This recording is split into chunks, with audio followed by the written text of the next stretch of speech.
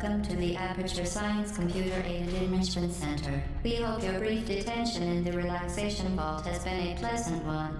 Portal RTX has released exactly 3.35 years earlier.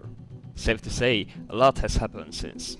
Nevertheless, the game faced a massive backlash since the day it released, even though it is a remaster of a game that has not only been the pioneer of puzzle games, but also an inspiration for the gaming industry altogether. So, this raises the question, what did exactly go wrong? To answer this, I embarked on a quest and played Portal RTX from A to Z. We'll cover the problematic and positive parts of the game, what's different, and we'll speculate on what could have been better. Make sure to watch the video until the end to learn every bit of detail about the game. Without further ado, let's get into it.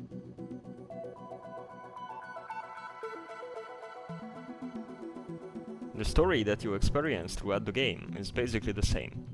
There is one aspect that's very much different. Not the written part, or what GLaDOS says. Not the one that's being told by Dr. Redman's paintings on the wall. Now what could it be? The way things look now literally sheds a completely new light to the events that have happened in the Aperture Science Computer Aided Enrichment Center. The surfaces look rather weird in this game. They all look shiny and new, but with dirt placed on them on purpose?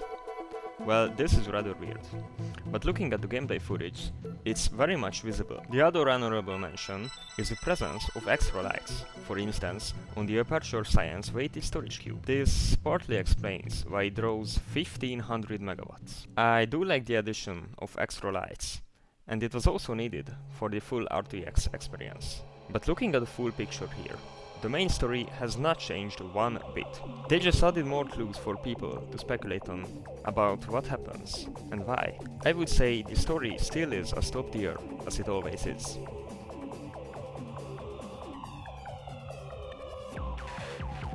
The gameplay has changed even less than the story. You walk through the chambers the same way. The controls are the same.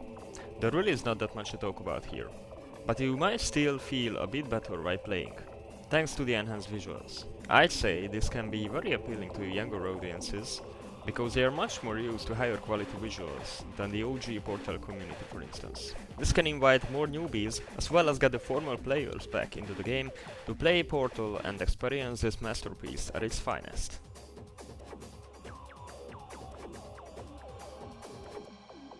The main talking point. Let me take a shortcut. The game looks amazing. They did a great job. Reflections? Check. Amazing lighting? Check. Fascinating metal surfaces? Check. Disgusting goo?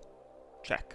There is one problem, however, that many of you can experience. It's because the game is pretty intensive and it requires a pretty decent PC to run it. I played on an RTX 4060 paired with a Ryzen 7735HS and 16 gigs of RAM. I could easily play on 60 FPS on medium to high settings.